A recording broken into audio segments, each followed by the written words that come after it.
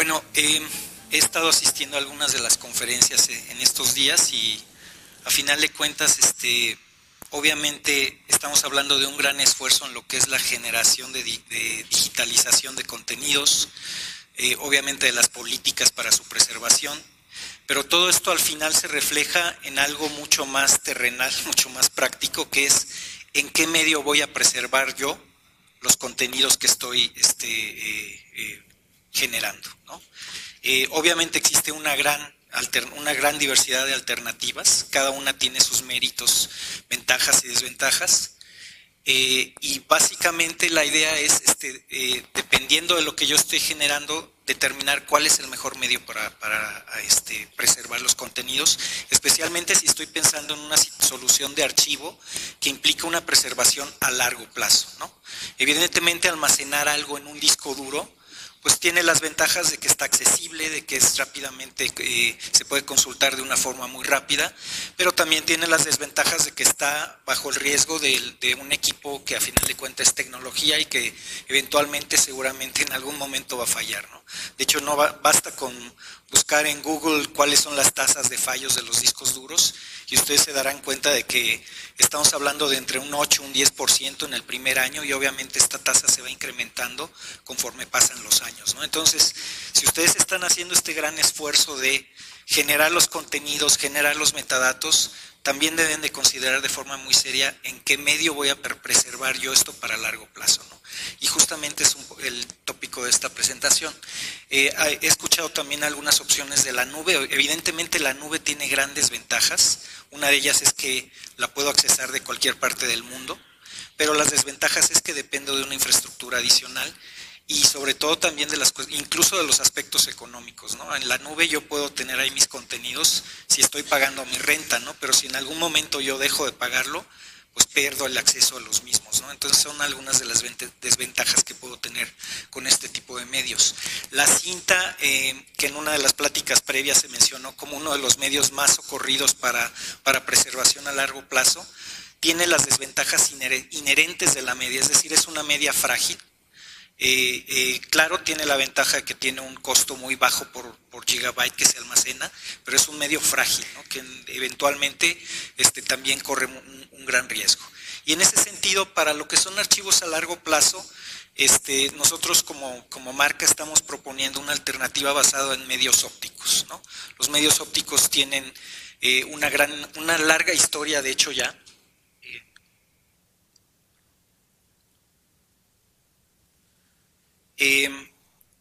Bueno, nada más como poner un ejemplo de lo que está sucediendo en la industria, específicamente, por ejemplo, un caso muy típico es la industria de la cinematografía digital. Tradicionalmente el mismo film en el que se capturaba la película era el medio de archivo, ¿no? Sabemos que hay cinetecas que tienen films de hace casi 100 años o más y todavía se pueden accesar a esos contenidos, ¿no? Entonces, la industria fílmica realmente aspira o aspiraba a tener al menos una permanencia de los contenidos equivalente, ¿no? Lo que está sucediendo en realidad es que al digitalizarse todos los procesos de producción, prácticamente ahora ya no se hacen películas en film, ahora todos son por medios digitales directamente, desde la captura de la imagen. Evidentemente se tiene que utilizar algunos medios tradicionales digitales para almacenar estos contenidos. Estamos hablando de discos duros, de cintas, etcétera, ¿no? La desventaja, como yo decía, es que, por ejemplo, los discos duros tengo que estarlos migrando cada cierto tiempo. Las cintas de datos es exactamente lo mismo, al menos máximo me va a durar un par de generaciones, lo cual implica que en 6, 7 años tengo que migrar estos contenidos. Y bueno, lo que tenemos que buscar es justamente un medio que me permita preservar a largo plazo los contenidos. Este es solo un ejemplo, ¿no? En realidad cualquier contenido que yo quiera preservar a largo plazo caemos exactamente en la misma situación. Y bueno, la tecnología óptica es una alternativa que estamos nosotros proponiendo. Es una tecnología que, bueno, ustedes saben, los primeros pasos se dieron en los años 80. De hecho, en 1982 Philips y Sony desarrollamos lo que fue el CD. Y esta tecnología hasta la fecha se ha estado madurando. De hecho, uno de los puntos muy importantes es la compatibilidad hacia atrás que se tiene con la tecnología óptica.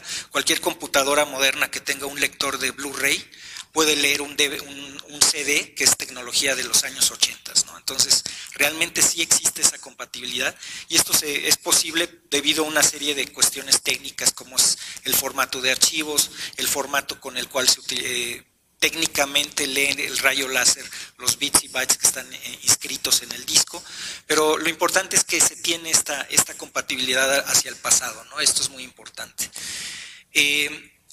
También algo como un antecedente muy importante de esta cuestión de la tecnología óptica es la implementación de lo que son tecnologías basadas en Blu-ray para aspectos profesionales. El Blu-ray en realidad salió a nivel comercial alrededor del año 2005, pero un par de años antes ya se estaba utilizando para aplicaciones profesionales. Sony, de hecho, tenemos algunas cámaras que incluso graban directamente en discos Blu-ray de este formato que ven en la pantalla, que se llama Professional Disc. Esto fue 2 años antes de que estuviera disponible el Blu-ray comercialmente, ¿no? Y la parte importante, ustedes saben que Sony realmente es el generador de esta tecnología de Blu-ray. A nivel consumidor llegamos máximo a capacidades de 50 gigabytes con 2 capas, pero nosotros continuamos el desarrollo y logramos tener 3 capas y 4 capas con capacidades por disco individual de hasta 128 gigabytes, que si bien no estaban disponibles comercialmente, sí estaban disponibles para aplicaciones profesionales. Al llegar a estos niveles, a estas tasas de almacenamiento, pensamos que en ese momento, estamos hablando del año 2003, 2005, 2007, cuando salió la última generación de Professional Disc, que podría ser una buena alternativa justamente pensando para archivo a largo plazo y a futuro. Entonces, en este punto, lo que hicimos fue continuar este desarrollo y basado en estas tecnologías de Professional Disc, tenemos lo que es el Optical Disc Archive. Optical Disc Archive es una tecnología que presentamos en 2016 y bueno, a partir de lo que estamos haciendo básicamente es utilizar estos Professional Discs, insertándolos en un magazine, en un cartucho, y poniendo dentro de estos cartuchos un alto número de discos. Estamos hablando de 11 discos profesionales, ¿sí?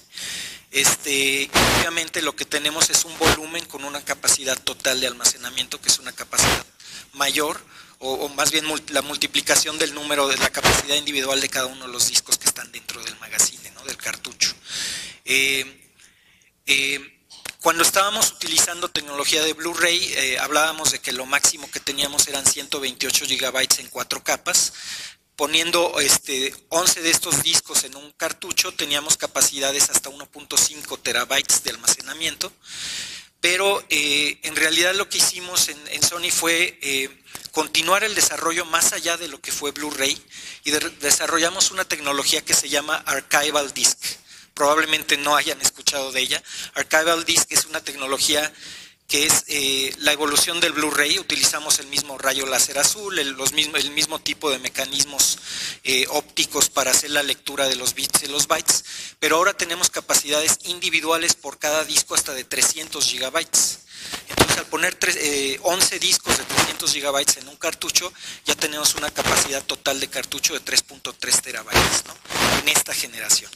En enero próximo vamos a lanzar la tercera generación de Optical Disc Archive, que va a tener capacidad individual de cada disco de 500 gigabytes, con lo cual tendremos 5.5 terabytes en un cartucho, ¿no? Entonces, bueno, este es digamos que el desarrollo. Archival Disc no lo consigan a nivel consumidor, o sea, yo no voy a una papelería y compro un Archival Disc de 500 gigabytes o de 300 gigabytes, ¿no? Es solamente para aplicaciones profesionales. Y bueno, lo que estamos haciendo realmente es tecnología y estamos escribiendo ahora en las 2 caras del disco. Blu-ray solamente escribía en una cara, ahora estamos escribiendo en las 2 caras. Estamos escribiendo en 3 sustratos diferentes en cada una de las caras. Y bueno, además incorporando ahí una serie de tecnologías, lo cual me permite tener estas capacidades de almacenamiento. Como les decía yo, tenemos actualmente ya está disponible y de hecho lo pueden ver ustedes en el lobby. Ahí tenemos en el stand de nuestros colegas y amigos de videoservicios que son nuestros representantes. Ahí está un drive, un cartucho, una librería óptica. Pueden ver todos estos equipos allí y tenemos esta capacidad de 3.3 terabytes. Y como les decía, en enero vamos a tener ya la siguiente generación con capacidad de 5.5 terabytes. Algo muy importante, estamos garantizando la media por 100 años. En realidad, las pruebas que tenemos podríamos estarla garantizando por 1000 años, pero sí, poner en un catálogo que garantizo algo por 1000 años suena bastante pretencioso, pero en realidad las pruebas de envejecimiento y todo basado en estándares internacionales, obviamente, de dónde sacamos estos valores, pues podemos garantizar sin ningún problema la media física por 100 años, ¿no? Y un aspecto sumamente importante que es la retrocompatibilidad. Sony también fabrica cintas LTO, esto siempre lo aclaro, y nosotros sabemos las ventajas y desventajas del LTO.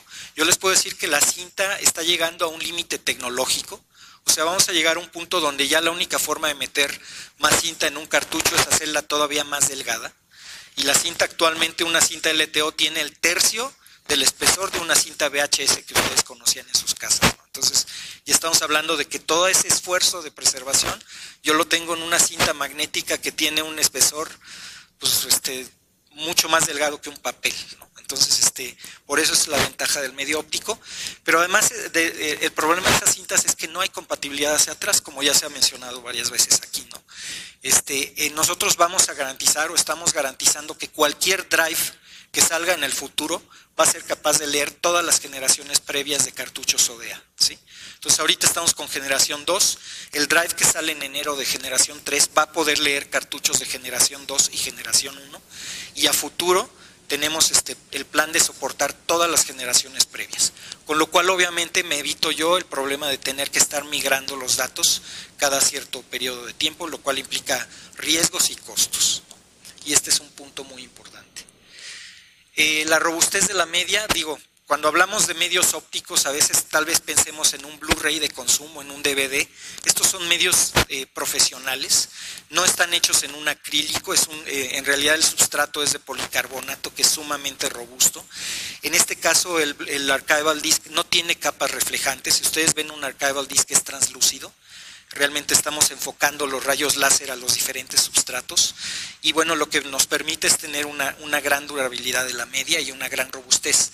El método de escritura es un método más que probado, es exactamente el método que se utiliza desde los CDs y en los DVDs y en los Blu-rays, que para los discos de una sola escritura se llama grabación por óxido inorgánico. Entonces es una tecnología más que probada, ¿no? Ya tiene 40 años de uso, sabemos que funciona y que funciona bien. Pero además hay un par de aspectos que son muy importantes y que le dan la certeza que ustedes requieren para archivar sus datos. Primero es la verificación al vuelo de los datos escritos. El sistema lo que hace realmente es escribir, de cada cara tenemos 4 rayos láser, 4 arriba, 4 abajo. De esos 4, 3 están escribiendo datos y el cuarto rayo láser está leyendo lo que los otros 3 escribieron al vuelo. Entonces, obviamente, se está verificando la información en el momento en que se está escribiendo. Si hay algún problema en la escritura, el mismo sistema detiene la grabación, marca el sector como dañado y empiezo la escritura en otro punto, ¿no? Pero eso se hace al vuelo, para el usuario es completamente transparente. Entonces, realmente esa es una ventaja de la tecnología. La otra es que estamos agregando datos de paridad. En 128 megabytes de datos agregamos 2 megabytes de paridad en el stream de datos que se está escribiendo, con lo cual si en el futuro yo tengo algún problema de leer ese bloque de 128 megabytes, yo puedo a partir de esos 2 megabytes reconstruir cualquiera de los otros 128 megabytes, ¿no? Entonces tengo esa certeza de que los datos que se están escribiendo no solo se escribieron bien, sino de que además voy a poderlos recuperar sin ningún problema en el futuro, ¿no? Esto hace del Optical Disc Archive el medio más seguro en la industria de acuerdo a estándares internacionales, ¿no? Mucho más que cualquier cinta LTO, por ejemplo. Ahora, en cuanto a la media física no requiere condiciones especiales para archivarlas. Esto es algo que en las cintas padecen mucho. Las cintas son muy delicadas, requieren cierta temperatura y cierta humedad para su su almacenamiento. El ODA realmente yo lo puedo tener desde -10 hasta ¿cuánto es? 55 grados centígrados. Prácticamente donde hay una persona ahí, si hay aire acondicionado no importa, yo puedo tener un cartucho ODA sin que corra riesgo de que se dañe la media, ¿no? Y humedad desde 3 hasta 90 grados por ciento de humedad, 90% de humedad relativa. Es muy robusto contra agua, contra humo, contra temperatura. Estos cartuchos literalmente si se mojan no hay ningún problema, se ponen a secar. Y se pueden leer los datos. Si se condensara algo de salitre o algo en alguno de los discos, se puede abrir el cartucho, simplemente se limpia, se vuelve a poner en el cartucho y se pueden leer los datos, ¿no? Pueden buscar en YouTube, hay varios videos de usuarios que hacen pruebas extremas de poner los cartuchos en agua con sal y cosas por el estilo, y los datos se pueden leer y los discos se pueden seguir utilizando para escribir sin ningún problema. Ahora, el hardware obviamente es muy importante, el hardware asociado con la media. Para el hardware tenemos diferentes infraestructuras. Una de ellas es tener un drive standalone, que yo literalmente lo conecto a mi computadora por medio de un cable USB, como si fuera un disco duro. Y funciona con plataformas Windows, Mac y Linux. Tenemos drivers para esas tres plataformas. Y literalmente lo que yo puedo hacer cuando conecto un drive a mi computadora por esta conexión de USB, se monta como un almacenamiento de masivo externo, como si fuera un disco duro, y yo puedo arrastrar y soltar, copiar y pegar, dar doble clic desde los exploradores de mi computadora sin ningún problema. Esto implica que también yo puedo utilizar softwares de backup. Estoy hablando de aplicaciones de volumen bajo, ¿no? Obviamente para aplicaciones de mayor volumen tenemos un drive de fibra que se monta en una librería robótica donde se pueden automatizar varios de los procesos, ¿no?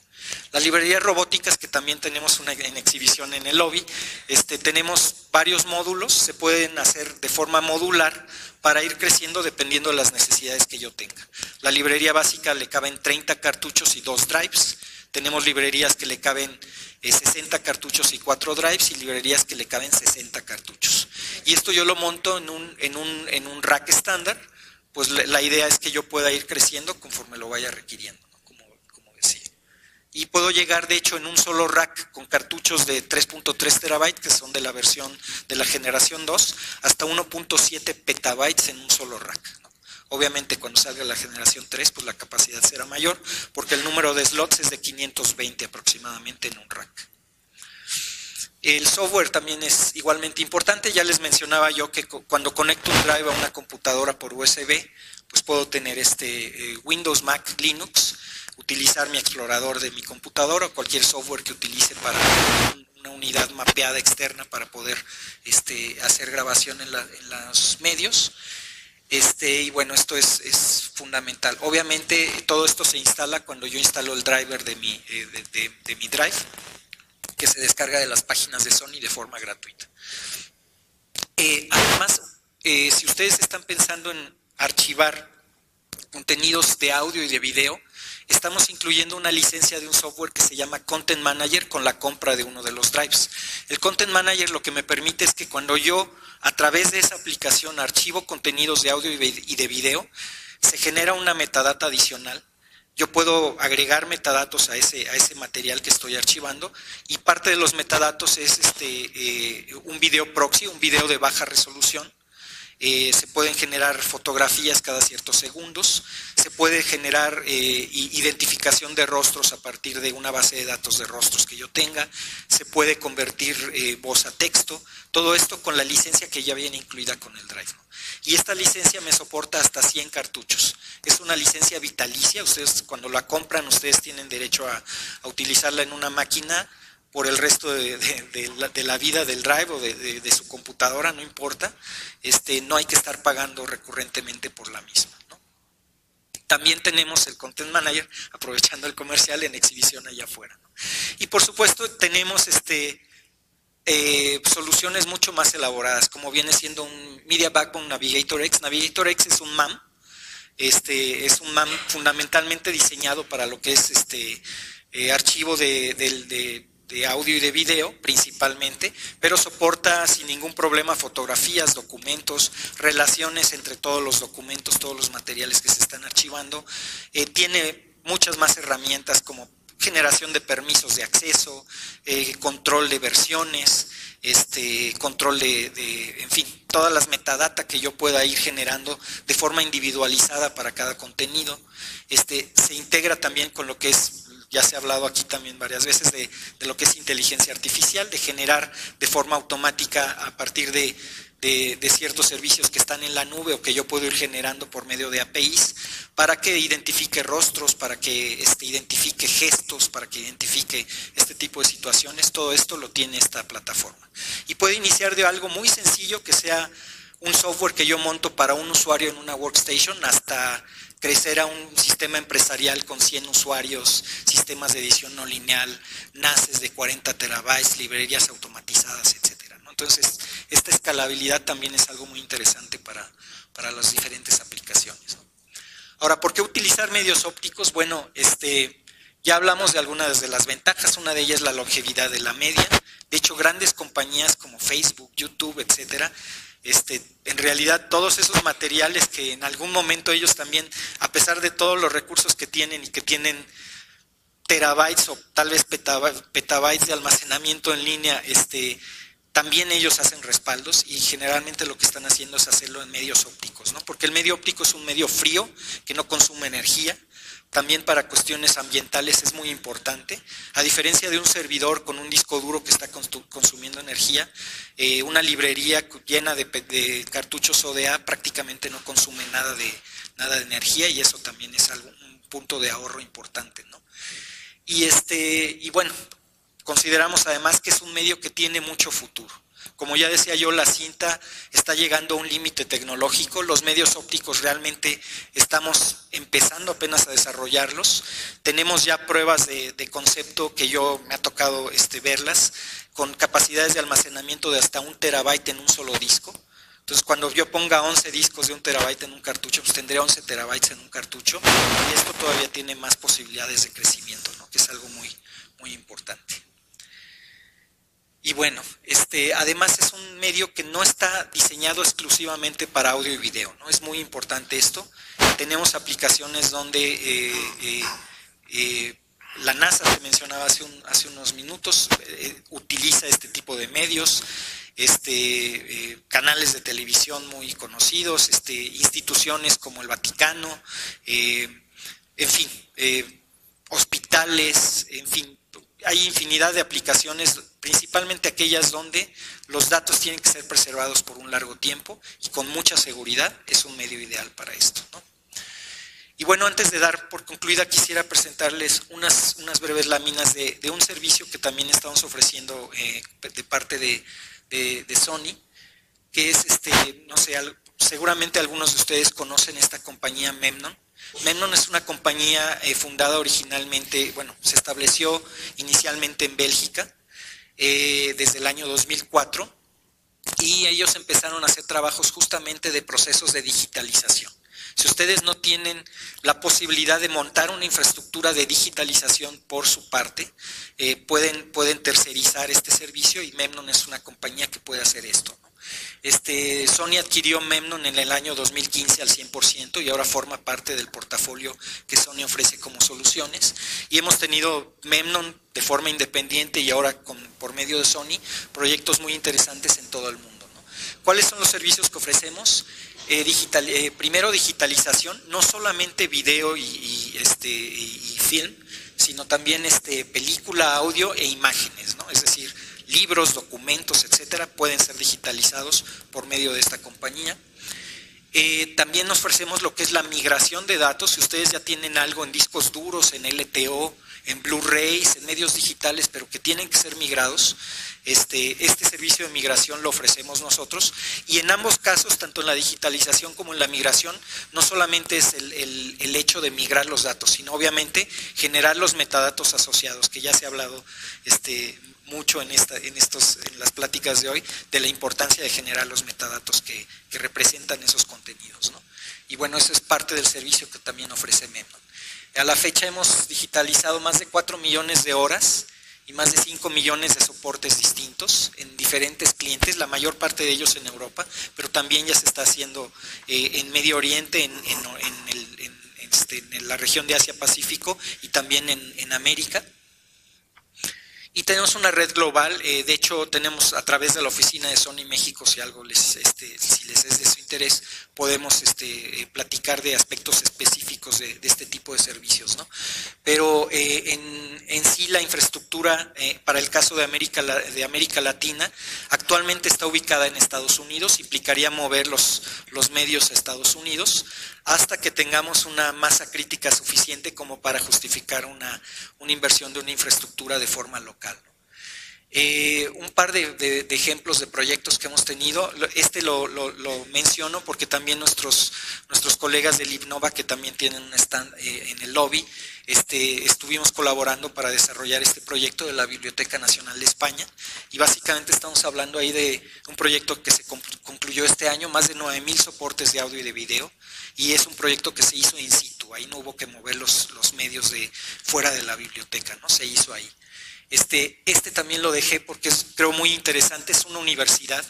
La Universidad de Indiana en Estados Unidos tiene una instalación de 1,700 metros cuadrados y ellos decidieron hacer esta inversión, primero porque ellos tenían una necesidad de digitalizar contenidos in-house, es decir, contenidos que son generados por la universidad y que necesitaban digitalizar y preservar, pero además porque esta infraestructura les ha permitido a ellos generar un modelo de negocios donde están dando trabajo a sus estudiantes, que son los seres humanos que a final de cuentas se sientan, ven el video, lo califican, agregan metadatos, etcétera, etcétera, y además obviamente amortizar la inversión que se hizo para esta inversión, ¿no? El sueño que tenemos en Sony es que algún día la universidad pudiera tener algo así, porque yo sé que en México existe la necesidad de la preservación de los contenidos. Lo que pasa es que cada una de las instituciones de forma unitaria no tiene esa masa crítica que yo mencionaba, ¿no? Pero estoy seguro que si pudiéramos hablar entre todos y alguien se decidiera hacer esta inversión, se podría amortizar de forma rápida, ¿no? Y bueno, creo que es un proyecto muy interesante. Aquí hay algunas de las fotografías de estas instalaciones. Y bueno, ¿por qué digitalizar ahora? Por un lado, la preservación, obviamente. Sabemos que todos los medios, por ejemplo, todo lo que esté en cintas magnéticas de video, es muy importante preservarlo. Ya les puedo decir con conocimiento de causa, Sony es uno de los principales generadores de formatos de audio y de video a nivel global históricamente, y Sony ya no fabrica máquinas reproductoras de cintas de video, ¿no? Entonces, si ustedes tienen Betacam SP, algo así, tienen ya que pensar en migrarlo, porque si no lo hacen ahora, va a ser más costoso hacerlo más adelante, o van a llegar a un punto donde tengan que tomar la triste decisión de ya no migrarlo y perderlo para siempre, ¿no? Entonces es muy importante este punto. La reducción de costos, obviamente, el mantener una videoteca es costoso, es importante hacer esta reducción de costos. Monetizar los contenidos que ahorita están ahí guardados en una videoteca. ¿Cuántos ejemplos no sabemos de documentales o de contenidos que se han generado a partir de contenidos históricos, ¿no? Ahora, incluso si buscan en Netflix van a encontrar cantidad de documentales que justamente se basan en eso, ¿no? En ir a ver contenidos históricos, conciertos, qué sé yo, perdón, y en ese momento se puede monetizar todo lo que yo tengo, ¿no? Y bueno, generar nuevos contenidos, por supuesto. Ahí está mi correo también, lo pongo a su disposición si ahorita no les surge una pregunta, pero más adelante, con mucho gusto, por favor, escríbanme y estaré encantado de contestarles. Gracias.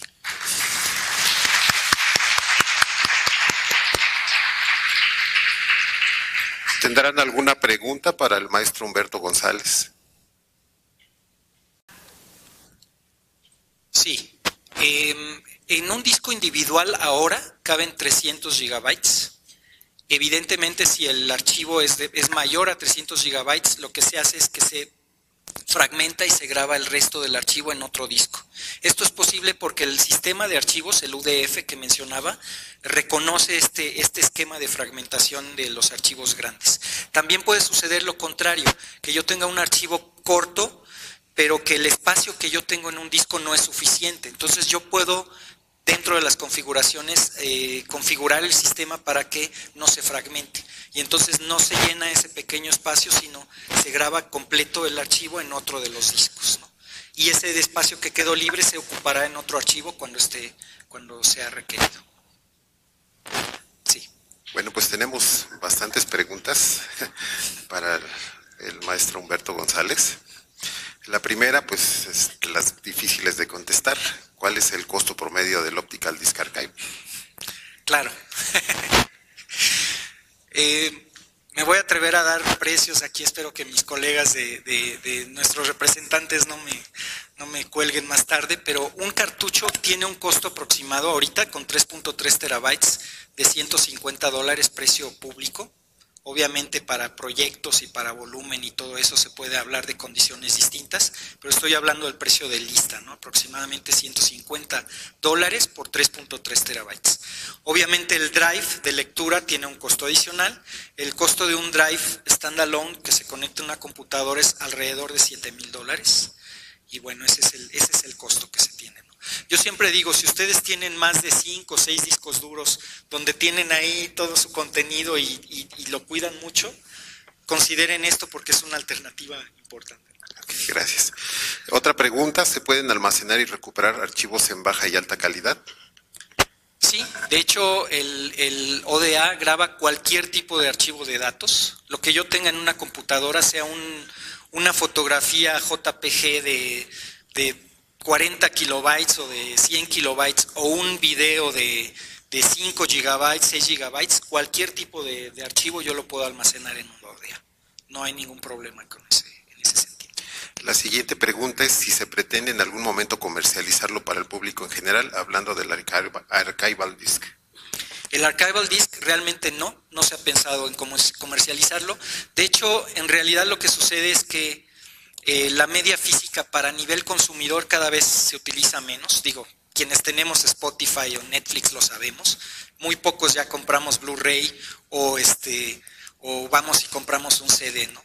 Entonces realmente a nivel consumidor ya no hace sentido, pero a nivel profesional sí. Entonces a nivel consumidor no se tiene planeado comercializarlo, pero a nivel profesional tenemos todo un roadmap de desarrollo de la tecnología. Bueno, aquí las preguntas que siguen, las tres siguientes creo que están más o menos enlazadas. ¿Existen desventajas en cuanto al desgaste por el uso de los ODA? ¿Se reduce su vida útil? ¿Me podría decir los materiales del Disc Archive? ¿Es resistente al agua, calor, humedad? ¿En qué rangos? Creo que eso... Sí, bueno, sí, ya mencionaba yo, es muy resistente, es el medio más resistente que existe. Yo me puedo parar literalmente en un cartucho. Me refiero a la estructura física del cartucho, es policarbonato. Los discos, el cartucho soporta 100 kilogramos de presión. Entonces, bueno, está sellado el cartucho. No quiere decir que si le cae agua no le vaya a entrar, sí le va a entrar. Pero, pues ya mencionaba yo, se puede abrir el cartucho, limpiar y volver a cerrar y se puede reutilizar en ese sentido, no hay ningún problema. Gracias. Y la última pregunta, ¿qué tipo de disco utiliza este sistema y los discos? Creo que está Sí, bueno, mencionaba yo, es Archival Disc, así se llama, basado en tecnología de Blu-ray. Yo digo que es la evolución, el hijo o el nieto del Blu-ray, porque estamos partiendo de la misma base que era el Blu-ray, es decir, es el mismo rayo láser azul, es básicamente el mismo método de escritura, ya mencionaba yo, de óxido, y básicamente estamos a partir de esa tecnología desarrollando lo que es el Archival Disc. ¿Alguna otra pregunta que deseen hacerle al maestro González? Bueno, si no hay más preguntas, entonces agradecemos mucho la participación del maestro Humberto González Weichelbaum, que con todo gusto pues aclarará todas las dudas que tenga ya fuera de sesión, y por su ponencia de desarrollo de medios ópticos para archivo a largo plazo le vamos a entregar una constancia a nombre del comité organizador y le damos las gracias.